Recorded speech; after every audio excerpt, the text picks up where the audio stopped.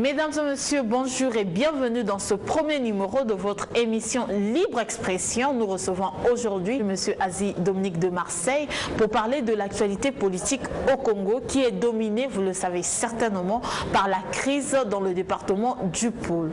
Bonjour M. Azy Dominique de Marseille. Bonjour Rebecca. Quelle est votre analyse sur cette situation? C'est une désolation. J'étais absent de pays, j'ai regardé par des images comment toute la nation a rendu hommage à 21 de ses fils et qui sont tombés sous les balles d'un groupe illuminé. C'est la désolation de voir toute une région prise en otage. C'est la désolation de voir tout un pays en deuil parce qu'un individu s'est levé un bon matin, a pris des armes, les a retournés contre la République et il continue à sévir. C'est la désolation de voir que certaines personnes pensent que pour accéder à la gloire, il leur faut traverser le marigot de sang. Au prix des citoyens, j'ai vu une jeune fille, à peine 9 ans, qui a eu pour faute avoir pris un train qui traverse le Pôle. C'est vraiment la désolation. Et quand on regarde ce genre d'image sur le Congo, qui a bien amorcé l'entrée dans la Nouvelle République, mais ces images ont en quelque sorte tout brouillé. Est-ce que vous pensez qu'il ne s'agit que de gloire? Parce que vous avez parlé de la gloire tout à l'heure. Est-ce qu'il ne s'agit que de ça? Ce n'est qu'une course aux égaux. Oui, mais ça se justifie par quoi? Si vous voulez être président de la République, posez votre candidature. Nous sortons d'une élection présidentielle à peine 6 mois. Si Toumi, Frédéric Bilsamo alias Toumi, veut le pouvoir, mais il pose sa candidature. Les autres l'ont fait. À la fin, il y a un élu. Mais les principes d'un État sont sacrés. La Constitution est mise en place pour cela. Vous voulez être candidat, posez votre candidature, vous êtes élu. Il n'a pas été candidat. Mais d'où vient-il qu'il prenne aujourd'hui des armes pour revendiquer quoi, si ce n'est pas sa propre gloire? Depuis sa cachette, Frédéric Bissamo, alias Pasteur Toumi, a accordé une interview à la chaîne internationale RFI et au cours de cette interview, il réclame le dialogue sous égide internationale. Est-ce que vous pensez que le chef rebelle ne comprend pas l'extrémité de cette situation? Mais d'abord, je pose la question de savoir, on va dialoguer avec qui? Vous connaissez un seul pays au monde où quelqu'un a pris les armes, a tiré sur la population, après on n'a pas dit dialoguer avec lui? Prenez les cas récents de la France. Charlie Hebdo, les frères Poissy et le reste. Vous avez entendu que la France n'a pas dit négocier avec des terroristes? Je ne connais pas un seul pays au monde où quelqu'un prend les armes, tue des gens et après on va négocier avec lui. Le Congo va inaugurer cela. Mais pourtant, il est devenu ministre. Et déjà, voilà. À l'époque, il s'aimait la terreur. Et nous y arrivons, c'est pour me dire que mais les mêmes causes produisant les mêmes effets, vous aurez pu me poser la question de savoir, mais qu'est-ce qu'un Toumi? Voilà le problème, c'est celui-là. Qu'est-ce qu'un Toumi? Un Toumi, c'est qui? Mais c'est un citoyen qui, un bon matin, avec ses deux bras, il a la Bible dans la main, dans ses deux bras, et il dit, je suis venu évangéliser le peuple, donner le message de Dieu. La liberté de culte est garantie au Congo. Mais il se met à professer. Il devient professeur de la Bible. Il dit la parole de Dieu, les populations suivent. Mais comme le mensonge vient toujours vite, la vérité vient en retard, et chasseur de nature revient au galop, le criminel de sang a fini par nous montrer que d'une main droite, il avait la Bible, mais de la main gauche, il a désormais une mitraillette. Du coup, l'homme qui a chanté Dieu commence à chanter Dieu avec la mort de l'autre côté. Je n'ai jamais vu la Bible faire le même chemin que la Kalachnikov. Comment pouvez-vous jumeler les deux? Du coup, ce personnage-là, dès lors qu'il a pris les armes, il a combattu le pouvoir. Et que le pouvoir envoie des émissaires, hélicoptères atterris, des émissaires en ce moment-là, Henri Njombo, le général Mbaye, arrive dans le Pôle, rencontre Ntoumi, entouré de ses ninjas, armés jusqu'aux dents, négocie. Ntoumi sort, et il gagne, puisqu'il est nommé ministre. Mais c'était fait au nom de la paix quand même. Voilà que je dis, il gagne. Il gagne, il est nommé ministre, il a un budget qu'il gère, qui ne rencontre à personne, il s'est enrichi, il a construit des édifices, et après, il a compris que les mêmes causes causent les mêmes effets, il a repris les armes, il est reparti encore dans le Pôle, il attend qu'on négocie, et il attend un autre poste. Est-ce que c'est juste une façon pour lui de faire monter les enchères? Mais bien sûr, mais attends, mais comme il est devenu ministre, Qu'est-ce qu'il veut devenir?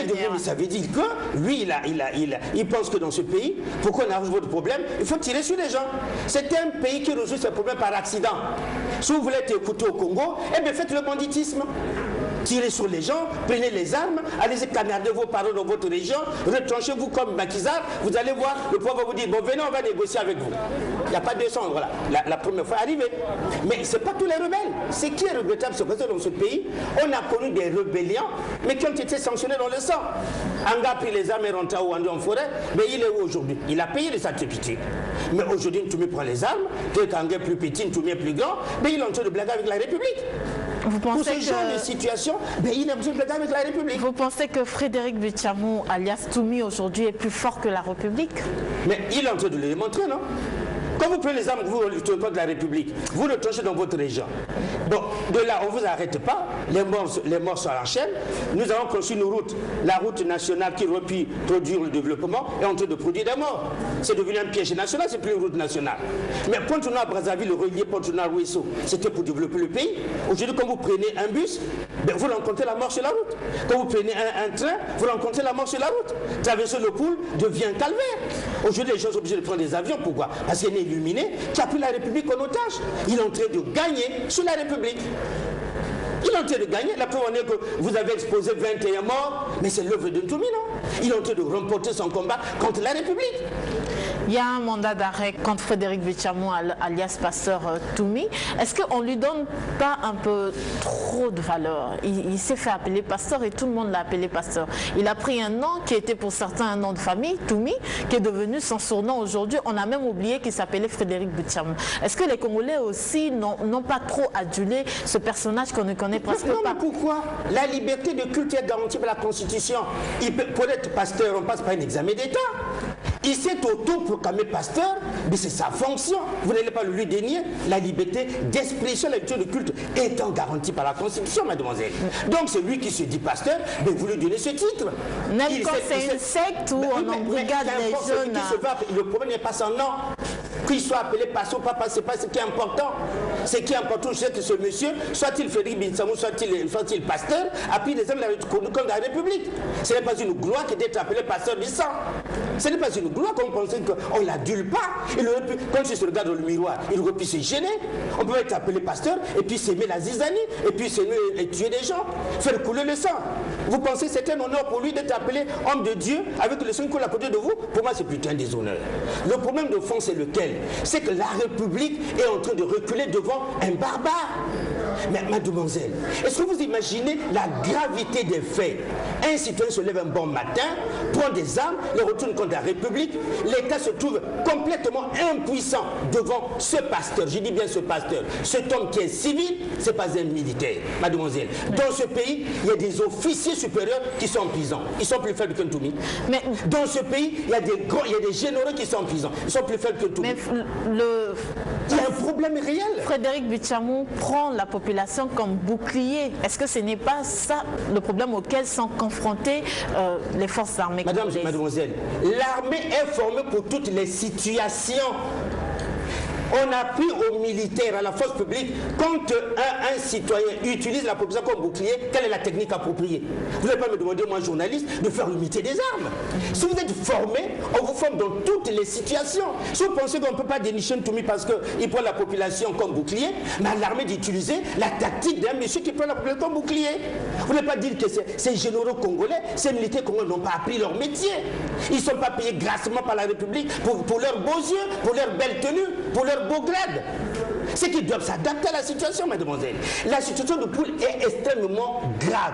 La République prend l'eau de toutes parts. Le gouvernement doit être sérieusement interpellé parce que c'est une question de gouvernement. Vous pensez que le gouvernement n'est pas sérieusement interpellé? Mais ce que je vous dis. Mais si les sérieusement interpellés, ça veut dire quoi? Il y a eu une épine dans son pied. Il faut enlever cette épine, ça s'appelle Ntoumi. Quand un monsieur prend les armes contre la République, impunément il continue à sévir. Il tue des gens. Aujourd'hui nous sommes en deuil. Demain en deuil. Après demain en deuil. Il y a un problème qui n'est pas résolu. Qui le résout? Mais c'est le gouvernement. Le ministère de la Défense appartient au gouvernement.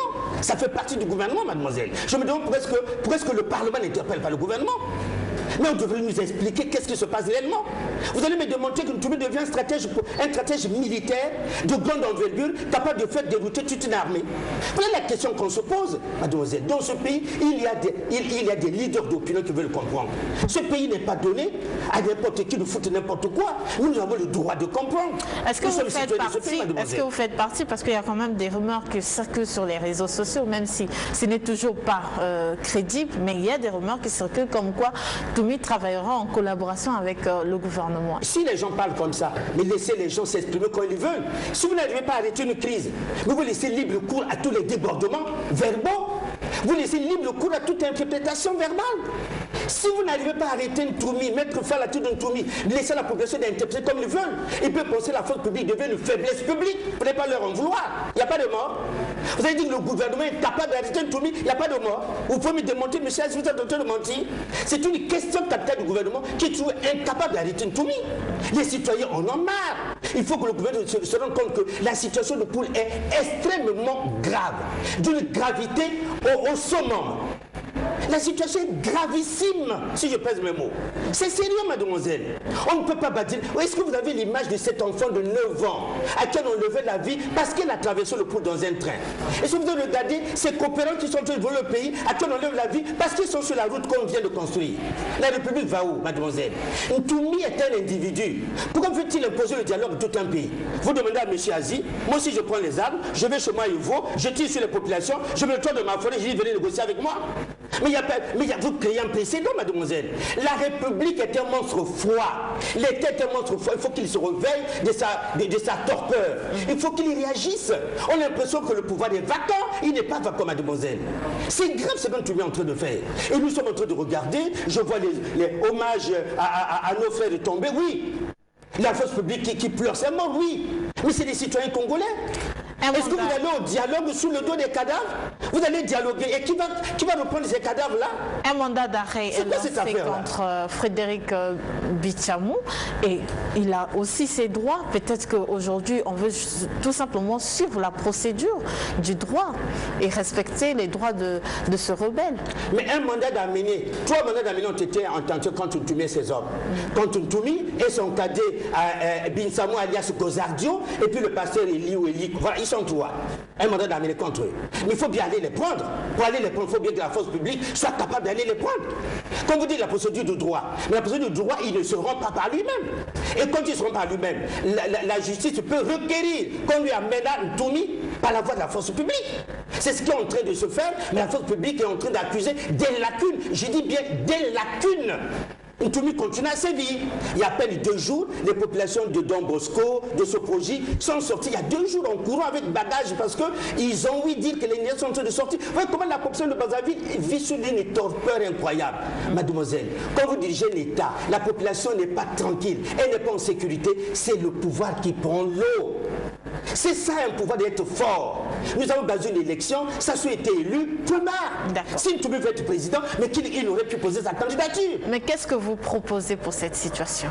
Mademoiselle, le problème de fond, je viens sur ce plateau en tant que leader d'opinion pour dire le problème est un problème de gouvernement. J'ai comme l'impression, c'est une impression qui ne me donnera pas tort, que Ntoumi est en train de partiser avec les hommes du pouvoir. J'ai comme l'impression qu'il y a des complicités dans le milieu du pouvoir. J'ai comme l'impression qu'il y a des complicités dans la force publique. Parce que, mademoiselle, je ne vois pas un pasteur défier une armée bourrée de généraux, bien équipés, bien entraînés. Vous savez que les militaires sont les fonctionnaires les mieux payés de la fonction publique. Alors on leur donne l'argent de l'État pour rien. Le problème, c'est un problème de gouvernement. Il faut que la force publique prenne le trône par les cornes. Autrement dit, elle va devenir une faiblesse publique. Mais c'est grave ce qui se passe, mademoiselle. Ce n'est pas un jeu d'enfant. On ne demande pas à Clément Mouambad de croiser les bras. Il a là une épine dans le pied. Ce qu'on dit au président de la République, attention, tu as gagné. Mais là, ton pouvoir est menacé. Vous pensez qu'on va mettre les gants pour le dire? Je vous laisse la responsabilité de vos propos qui sont très graves. Mais à la situation, mademoiselle, je vous ai toujours dit, les gouvernements, je vous ai toujours dit, prenez-moi comme un monsieur de la majorité radicale. C'est-à-dire, j'ai horreur de ce genre de comportement. Mademoiselle, le pouvoir au Congo assumé par un chef d'État, qui est élu au suffrage universel. D'où vient-il qu'un Toumi illuminé prenne les armes, se met à tuer des gens? Il a fallu beaucoup d'années aux États-Unis pour trouver Osama Ben Laden. Est-ce qu'aujourd'hui, le gouvernement congolais ne se trouve pas dans la même situation? Mais Osama Ben Laden ne résidait pas dans le territoire américain. Il s'agit ici d'un individu qui réside sur le territoire national et qui a pris une partie d'une région en otage. Et sur la barbe, je dis bien la barbe de la force publique. Et c'est une affaire de journalistes, c'est une affaire de douaniers, c'est une affaire d'enseignants, c'est une affaire militaire. Donc si Toumi n'est pas arrêté, la montée d'étaler ses lacunes. Je pèse mon mot, mademoiselle. Et vous démontez que j'ai tort. Chaque jour, nous devons pleurer des morts. Parce qu'un citoyen, un seul citoyen, passé de son état, qui n'a aucune fonction administrative de haute voltige, un seul citoyen. Ntoumi, c'est qui? Vous avez appris dans la vie que Ntoumi était un administrateur quelque part. Et Ntoumi était un illuminé de l'administration quelque part. Monsieur... Attends, c'est un enseignant, c'est un douanier, c'est un infirmier, c'est rien. Vous entendez? C'est rien. Il constitue son église, il prend les armes et c'est devenu aujourd'hui qu'on négocie avec qui? Il ne faut pas que le pouvoir donne un précédent. Je vous ai dit demain, Aziz se retrouve dans sa région, tire sur les populations, prend le calibre 12, venez négocier avec moi. Je suis sérieux. Vous allez me dire non, mais les populations de Pour, j'ai dit, elles sont complices. Pourquoi? Parce que si moi je fais la rébellion chez moi, mes parents vont me livrer. Monsieur Aziz, nous voulons la paix. Il est là, allez-y le prendre. La République ne veut pas ça. La République n'a pas besoin de ça. Dans ma région, la République dit la République n'a pas besoin de ça. Tu as besoin de pouvoir, passe par les gens. Est-ce qu'aujourd'hui... Et aujourd'hui, nous tombons dans le pool, on les cherche, on ne le trouve pas. Mais alors, les Niger qui tirent sur les gens, vous savez qu'ils cohabitent avec vous le soir et le matin, puis le soir, ils vont tirer sur les gens. Est-ce que Frédéric Bichamo, aujourd'hui, passionne une partie de la population? Dieu lui a dit, va délivrer le pool et le Congo. Mais il y a des gens qui croient en lui. Mais des illuminés, vous savez pas que le système des sectes, le système des religions, mais les illuminés, ils donnent une certaine aura à une certaine population qui croit en lui, qui pense que c'est vraiment le Messie, c'est l'envoyé de Dieu, c'est le bonheur de, c'est leur bonheur. Donc aujourd'hui, vous pensez que les responsabilités sont partagées? Avec qui? La population et les forces armées. Mais je vous dis, vous avez parlé de la population. Je ne suis pas un expert en matière policière. La sécurité marche quand la population adhère. Je vous pose la question, vous savez que vous pensez que dans le pool, auquel c'est là où se trouve Ntoumi. Mais est-ce qu'ils n'ont pas peur d'être réprimandés par les rebelles? Et si on attaque les rebelles, on les met hors d'état de niveau, réprimander qui? Je vous ai pris un exemple. Anga a pris les armes et rentré au Rwanda dans la forêt. On a arrêté ça net. On a réprimandé qui? Et aujourd'hui, Ntoumi prend les armes. La même chose qu'il n'est pas capable d'arrêter Ntoumi. Il y a des généraux en prison aujourd'hui, des colonels qui sont plus forts que Ntoumi. Comment les arrêter? Éviter la complaisance, mademoiselle. Ça, je n'adore pas ça. Je n'adore pas ce genre d'opinion. Il y a un problème sérieux dans le pays pour lequel le pouvoir prend le lot de toutes parts. Ce n'est pas un jeu d'enfant. Je ne suis pas du seul pour dire que c'est un jeu d'enfant. Si quelqu'un n'a pas le droit de le dire, disons-le en fait du gouvernement. C'est une question du gouvernement, mademoiselle. Monsieur Aziz Dominique de Marseille, il y a eu un certain moment où on a poussé les forces armées congolaises de bombarder sur le département du Pôle. Vous vous souvenez de cette période? Si aujourd'hui les forces armées trouvent une autre méthode pour trouver le pasteur Toumi, est-ce que c'est mauvais? Non, je suis en train de me demander, pourquoi voulez-vous que la force publique calcule les méthodes? Mais est-ce que vous savez que devant un barbare, un terroriste, il faut utiliser tout ce que vous avez en face de vous pour l'arrêter? Mais on a vu les... Comme vous dites, dites-moi, on vous a ramené les corps tués par la force publique, on me ramène tous les jours les corps tués par Ntoumi. Je n'ai pas encore vu un seul corps tué par la force publique parce qu'ils ont bombardé un village. Il ne faut pas qu'on se laisse berner par la communauté internationale, par les médias, la sorte d'une certaine opinion. On vous a amené des corps à Brazzaville, des bombardements de la force publique. On m'a amené des corps à Brazzaville qui sont tombés sous les balles des éléments de Ntoumi. Il y a aussi des photos qui circulent sur les réseaux sociaux. Les réseaux sociaux, c'est la manipulation absolue. Je peux manipuler l'opinion, mademoiselle. Ce que nous avons vu ici, 21 personnes, ce n'est pas une manipulation. Les réseaux sociaux, ce n'est pas une source crédible. Je suis désolé. En termes de vérification d'informations, ne peut pas les réseaux sociaux comme une source crédible. Les réseaux sociaux ont montré leurs limites, en même temps qu'ils ont des avantages. Je suis désolé. La photo est sur les réseaux sociaux, mais n'importe qui dit ce qu'il veut. Vous avez vu les corps là, ce jour-là, c'était le bonheur de la République. Je veux qu'on me dise que oui, un jour on a sorti autant de corps tués par les bombardements, la force publique. Il faut qu'on s'amuse avec. C'est un terroriste qui a pris ses quartiers avec armes et munitions et qui est dangereux. Et si la fois publique pense que là, on peut loger un obus, vous voulez qu'il décaille d'abord calculer? Je vous pose la question. Vous avez vu sur Alep là-bas comment les Russes et les Américains sont en train de bombarder? Les dégâts sont énormes. Hein? Et la guerre a des dégâts collatéraux, mademoiselle. Lorsque Frédéric Bichamo dit qu'au Congo, il n'y a pas de terroristes, qu'est-ce que vous pouvez répondre à cela? Vous voulez qu'il dise quoi? S'il est terroriste, il ne peut que se dédouaner. Qu'est-ce qu'on appelle terroriste? Il va lire le dictionnaire. Donnez-moi Robert qui lit ce qu'on appelle un terroriste. Hein? Donnez-moi la définition du terroriste, c'est pas dit en lari là, c'est dit en français. Quel est ce qu'on appelle terroriste? Si ça n'a maintenant comprend ce qu'on appelle terroriste. Bisamou est vraiment terroriste. Quand vous prenez des armes, vous tuez des gens, mademoiselle, la petite fille de 9 ans qui est tombée sur les balles de Ntoumi, elle n'avait pas besoin de vivre. Elle, c'est la force publique. Vous pensez à ça? Parce qu'elle a eu le malheur de traverser le Poul dans un train. On peut plus traverser le Poul, on peut prendre tout un état en otage. Comme les autorités lui qualifient de terroriste, lui, il prétend qu'il demande des négociations, il réclame d'ailleurs un dialogue. Est-ce que ce n'est pas possible de négocier avec lui ou bien de discuter avec lui? Je ne connais pas un pays qui négocie avec les terroristes. J'ai vu la France en œuvre. Mais on a tué des gens à Nice, on a négocié avec les terroristes. Vous avez vu à Brixton négocier avec les terroristes. Le Congo va ouvrir le port de conteneurs négocier avec les terroristes. On a négocié avec Ntoumi une fois. Il a gagné. On continue à négocier avec lui, mais très bien. Créer d'autres Ntoumi dans d'autres régions, on va continuer à négocier. C'est ce que ça veut dire. Un seul individu appelle tout un pays à négocier avec lui. Il est plus fort que la République. On ne sait pas ce qu'on appelle les républiques. On définit la République à l'envers. Hein? On va la chercher, on va définir la République dans nos langues maternelles. C'est pas sérieux. C'est l'État, le pays est malade. Ntoumi, c'est un simple citoyen qui ne peut pas lutter les armes contre la République et vivre paisiblement. On n'a jamais vu ça nulle part au monde. C'est au Congo qu'on voit ce genre de choses. Des hommes qui veulent leur gloire sur le sol des individus. Je vous ai dit, Ntoumi n'était pas candidat à la présidentielle. S'il veut le pouvoir, c'est dans les urnes. Les autres étaient... Tu as entendu qu'un seul candidat à la présidentielle a pris les armes là-bas? Mais qu'est-ce qu'il veut? Et vous voulez qu'on négocie avec quoi? Et quand vous négociez, les morts, vous les passez pour perdre profit? Ce n'est pas des Congos qui sont morts? Vous faites quoi des morts qui sont tombés là? Vous dites, bon, comme d'habitude, ben, ils sont partis pour perdre profit. Il faut arrêter la politique qui mange les citoyens et pour lesquels ils ne sont pas punis. La politique qui mange les citoyens, je répète, ce n'est pas une bonne politique. Je suis désolé. L'impunité est finie, mademoiselle. La nouvelle République, ce n'est pas une rupture d'impunité. C'est fini ça. Il faut qu'on nous berne, on n'est pas d'accord pour ça. J'ai donné mon opinion et je la donnerai toujours. Monsieur Aziz Dominique de Marseille, nous sommes presque à la fin de cette émission. Qu'est-ce que vous pouvez dire aux téléspectateurs qui vous ont suivi? Non, ma désolation. L'incapacité de la République à mettre fin au phénomène Ntoumi. L'incapacité de la République à mettre fin au phénomène Ntoumi. C'est tout, je vous le dis. De toute façon, vous connaissez comme moi, je suis l'incapacité de la République à mettre fin au phénomène Ntoumi. La force publique devient une faiblesse publique. Je suis désolé. Le Premier ministre Mwamba a une épine dans le dos. Il faut qu'il estime cette épine-là. Ça s'appelle Ntoumi. On peut prendre comme ça un bandit qui prend toute une région d'otages. Nous sommes sérieux?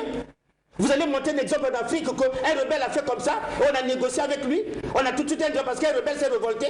Je vous ai pour la question, savoir Ntoumi c'est qui? C'est un enseignant? Non. C'est un infirmier? Non. C'est un instituteur? Il n'est rien. Je dis bien rien. Même sur le plan administratif, il ne contribue à rien à l'élévation du peuple congolais. Même sur le plan administratif. Vous voulez quand même... Alors, maintenant, un seul citoyen qui sait lire et écrire quelque part, qui sur le programme de pasteur, qui prend les armes, qui tue les citoyens, vous voulez pas négocier avec lui? C'est quelle république? Vous voulez qu'on mette un terme à cette situation, mais vous refusez la négociation. Mais vous me vivez avec... C'est la force publique qui met un terme à ce genre de situation, mademoiselle. Il ne faut pas que vous trompez les autres. Il y a beaucoup de collègues comme moi qui pensent qu'on n'a pas besoin de négocier avec Ntoumi. On n'a pas besoin de dialogue avec Ntoumi. Ntoumi n'est pas une institution. Vous comprenez? Ntoumi n'est pas une institution. La République va négocier avec un seul citoyen. Donnez-moi le temps aussi, je vous ai dit, permettez que j'aille dans ma région, que je fasse la rébellion qu'on négocie avec moi. Vous voulez que je fasse comme ça? Il ne faut jamais ce genre de précédent. La République est forte. L'État est un monstre froid. Il faut qu'il montre qu'il est fort. Un État devient un individu qui peut tomber, vous connaissez ça? Le Congo est en train de monter un exemple à citer dans l'histoire. Un État qui plie devant un seul citoyen. Je suis désolé, mademoiselle. Monsieur Aziz Dominique de Marseille, merci d'avoir répondu à notre invitation. Merci beaucoup. Mesdames et messieurs, nous sommes à la fin de cet entretien. Merci, au revoir.